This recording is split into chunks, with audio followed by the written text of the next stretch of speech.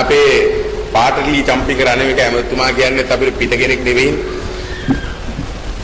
එතුමා අපිට ටිකක් දුරස්සිලා හිටියා.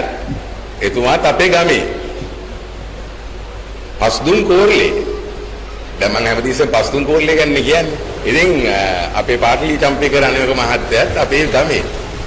ඉතින් එතුමාත් හරි කෙලින් කතා කරන කෙනෙක්.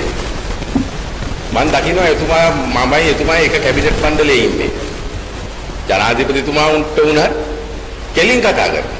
ආයි කියන්න තියෙන්නේ මූන්ටම කියනවා. මගේ කැබිනට් සහෝදරයින්ට මම කියනවා අන්න බලපන් පාටලි චම්පික රණවිකයෝත් ඒ හොඳටම ඇති කියලා.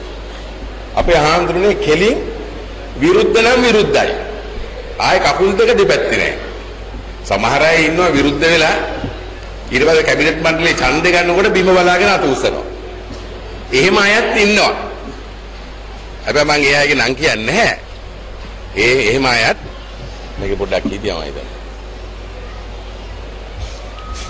ජනාධිපතිතුමාට ටිකක් තරහක් යනවා.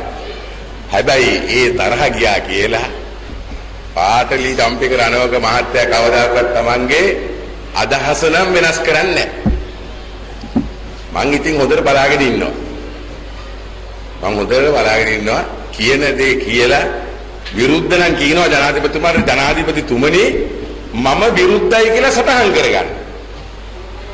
ඔබතුමා කියනවානේ මට ඇහිලා තියෙනවනේ ඕන්තරම්. මම විරුද්ධයි කියලා සටහන් කරගන්න. සමහර වෙලාවට එතුමා විතරමයි. අනිත් අය ඔළුව පාත් කරගෙන අත උස්සනවා. ඒ කියනවා මම විරුද්ධයි කියලා සටහන් කරගන්න කියලා. ඉතින් මෙතුමා හරි කෙලින් වැඩ කරන කෙනෙක්. මං හරිම කැමති. මං ගොඩක් මං හිතන්නේ ආදරේ ඇමතිවරයෙක් ඉන්නවා නම් ඒ තමයි අපේ පාටලි චම්පික රණවක ඇමතිතුමා.